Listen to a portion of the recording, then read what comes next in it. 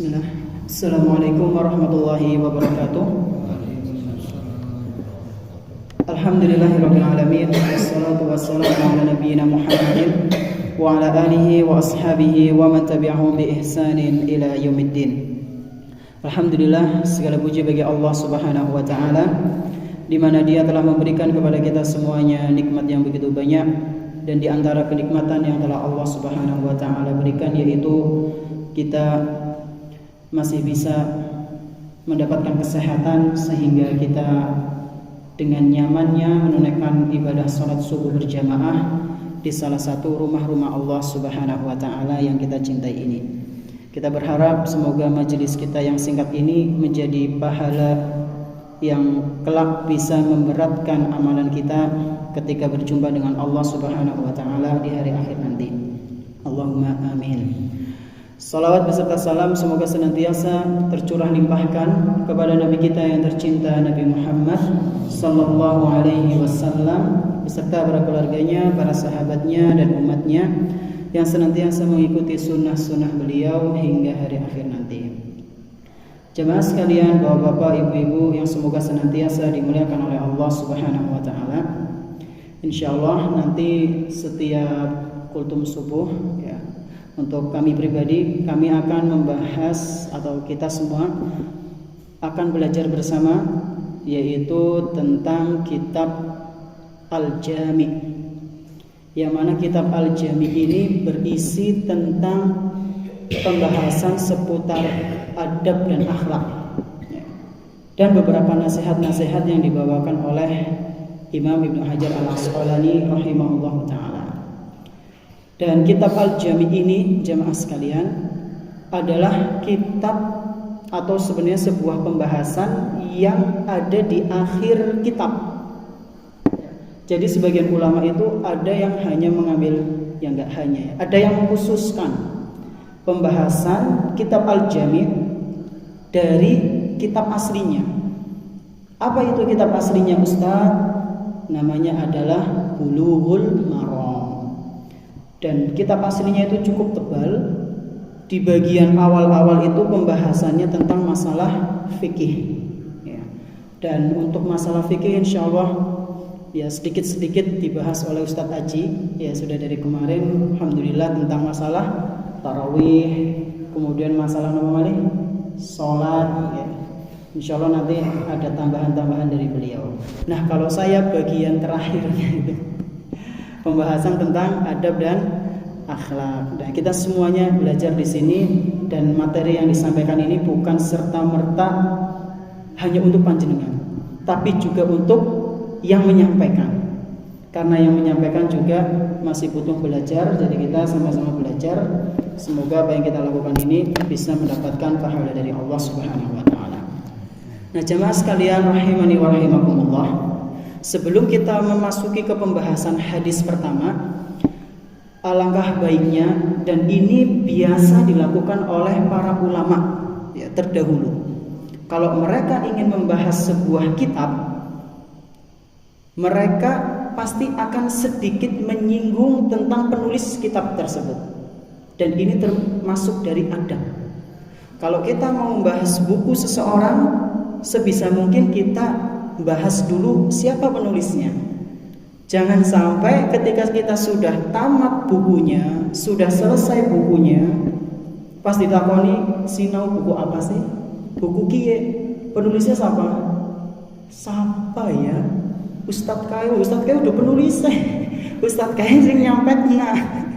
Ya, jadi di antara adabnya adalah kita mengenal siapa penulis buku tersebut. Nah, jamaah rahimani wa rahimakumullah, Bulughul Maram ini ditulis oleh Imam Ibnu Hajar Al-Asqalani, yang mana beliau bermadhab Syafi'i ya, rahimahullahu ta'ala. Ibnu Hajar ini adalah nisbat dari kakeknya yang ketujuh ya, jadi orang dulu itu terkenal dengan nama kakeknya seringnya, beberapa dari mereka. Nah, nama asli beliau siapa, Ustadz? Nama asli beliau adalah Ahmad bin Ali bin Muhammad. Ahmad bin Ali bin Muhammad. Kalau kita mau teruskan sampai bin Hajarnya, cukup panjang. Ahmad bin Ali bin Muhammad bin Muhammad bin Ali bin Mahmud bin Ahmad bin Hajar. Ya. Jadi para ulama atau bahkan orang terdahulu itu sering bapaknya itu adalah namanya sama dengan buyutnya. Bahkan ada yang anak bapak kakek namanya sama. Sebagian ulama menjelaskan itu sebagai bentuk penghormatan atau sebagai bentuk apa ya? Sangat bangga ketika saat seorang anak memberi nama anaknya dengan nama bapaknya. Gitu. Ini nama aslinya. Nama aslinya Ibnu Hajar sinten Pak Bu? Ahmad bin Ali. Udah situ aja ya. Namanya dan nama bapaknya. Ahmad, namanya adalah Ahmad. Beliau ini lahir pada tahun 773 Hijriah. Yaitu sekitar abad ke-8 ya, 773 Hijriah. Dan beliau meninggal di usia 79 tahun. Masya Allah, 79 tahun dengan meninggalkan 270 karya tulis. Masya Allah, 79 tahun meninggalkan apa? Karya tulis sebanyak 270. Kula panjenengan pinten?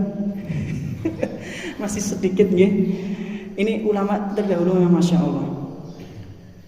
Dan beliau dikisahkan jamaah sekalian di terjemahnya, di biografinya, umur 9 tahun sudah hafal Al-Quran.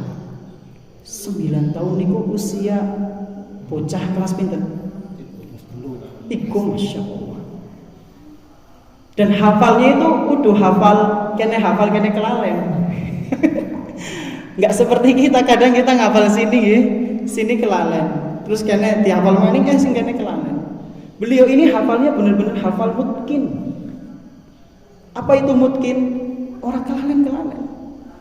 Subhanallah.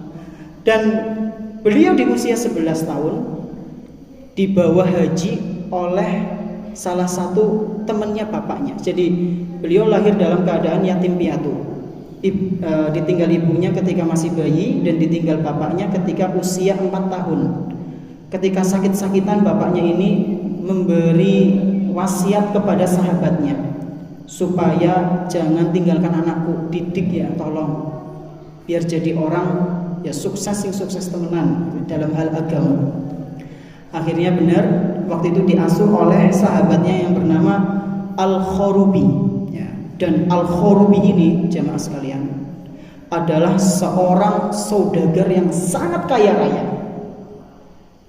Dan dia bukan seorang ulama, seorang pedagang yang luar biasa.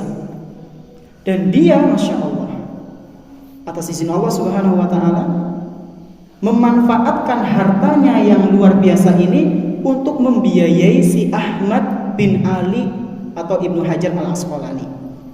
Jadi ini sebagai motivasi bagi kita yang memiliki kelebihan harta dan kita mungkin merasa ilmu kita masih kurang dalam hal agama, kita bisa manfaatkan harta kita untuk membiayai seseorang yang semangat dalam belajar ilmu agama.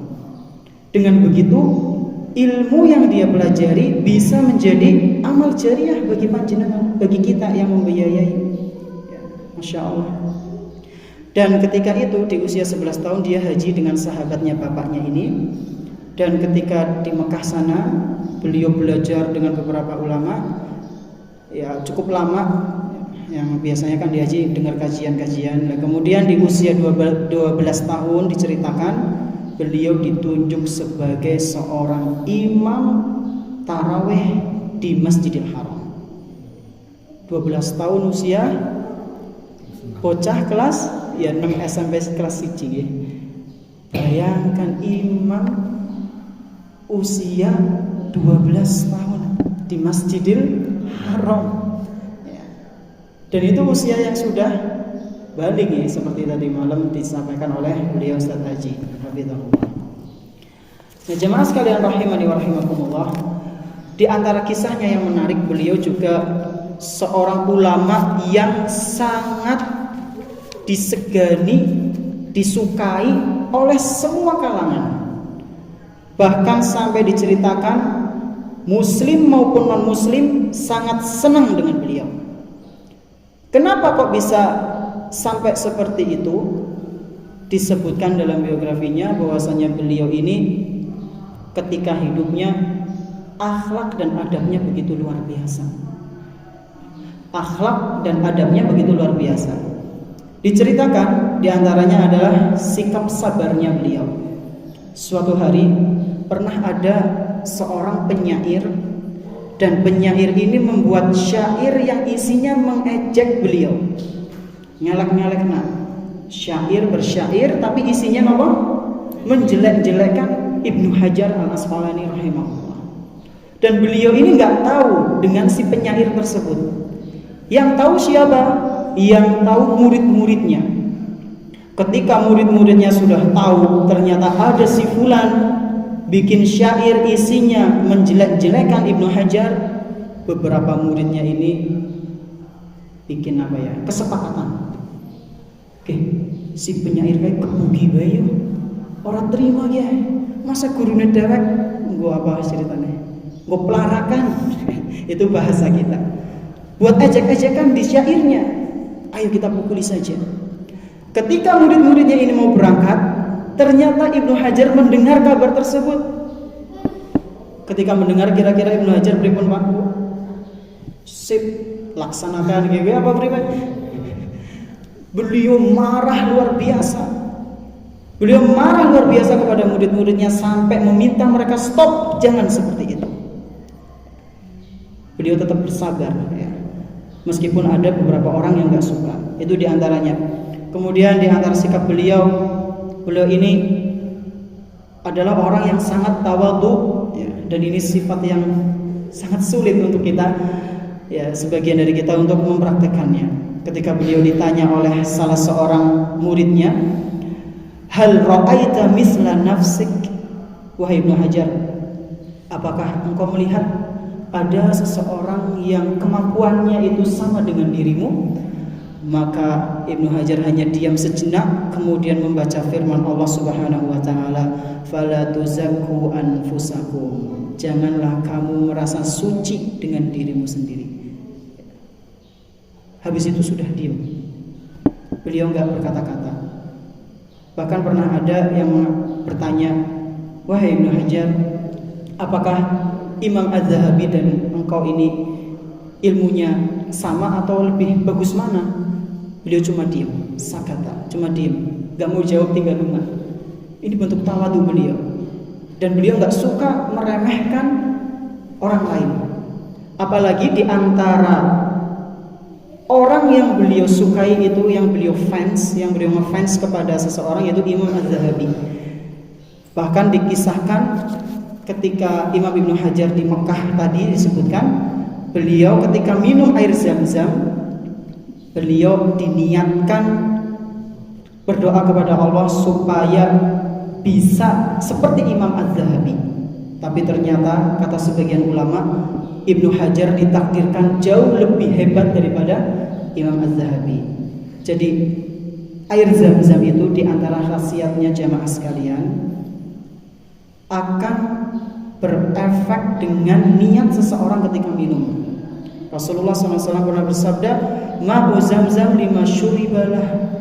Air Zam-Zam itu khasiatnya sesuai dengan niat orang yang minum. Kalau kita kadang minumnya ngelap, ya wis temenan hilang setelah tok. Nah ini kalau panjenengan dapat air Zam-Zam, mungkin bisa diniatkan untuk hal-hal yang positif atau mungkin cita-cita yang bisa bermanfaat untuk umat, silakan ya. Dan beliau adalah seorang yang suka berpuasa Daud, sering khatam Al-Quran, dan suka menjaga qiyamul lail. Selain itu, yang terakhir, beliau ini belajar kepada 500 orang. Disebutkan bahwasanya beliau menghabiskan rihlah talabul ilminya, yaitu menghabiskan perjalanan menuntut ilmu, belajar kepada 500 orang. Nah, kita berapa nih Pak Bu? Guru SD isi kemutan mboten. Nah, sekolah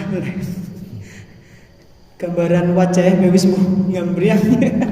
SD, SMP, SMK, ya. Terus guru-guru yang lain yang mungkin di pondok, itu jumlahnya berapa? Kira-kira ada 100 nopo buat. Ini 500 lebih Ibnu Hajar. Ya. Di antara gurunya adalah Al-Hafidz Al-Iraqi, dan Al-Hafidz Al-Iraqi ini adalah seorang pakar hadis yang luar biasa. Dan beliau memberi gelar kepada Ibnu Hajar sebagai Al-Hafidz. Kalau zaman dulu jemaah sekalian, gelar Al-Hafidz itu disematkan untuk orang yang hafal hadis pinten 1 juta hadis. Orang dapat gelar Al-Hafidz ketika dia dapat atau bisa hafal 1 juta hadis, matan dan sanad dan matannya. Loh Ustaz, hafal Quran orang? Ya wis otomatis. Karena mereka yang dihafal pertama itu Al-Quran. Al-Quran baru hadis. Nah kalau sekarang gelar Al-Hafidz itu, ya udah seiring berubah zaman, seiring pula berubahnya gelar ya. Al-Hafidz guys yang wis tahu selesai 30 juz. Hadis-hadisnya bu. Berarti nggak sembarangan zaman dulu jamaah sekalian. Ini Imam Ibnu Hajar Asqalani. Kemudian yang paling akhir, beliau ini memiliki istri, salah satunya adalah seorang ulama. Beliau memiliki 4 istri, masya Allah. Satunya yang ulama ini namanya adalah Uns Khatun. Jadi beliau, wanita ini istri beliau yang masya Allah, beliau termasuk ulama ya. Dan anaknya 5, 4 perempuan, 1 laki-laki. Mungkin ini yang bisa kami sampaikan tentang sedikit biografi dari Imam Ibnu Hajar Al-Asqalani. Insya Allah di pertemuan akan datang kita akan membahas hadis pertama dari kitab Al-Jami' ya, karyanya beliau tentang akhlak dan adab. Semoga yang sedikit ini bisa kita ambil faedahnya, terutama bagi pemateri. Kita tutup dengan doa kafaratul majlis. Subhanakallah wa bihamdik, asyhadu an la ilaha illa anta, astaghfiruka wa atubu ilaik. Assalamualaikum warahmatullahi wabarakatuh.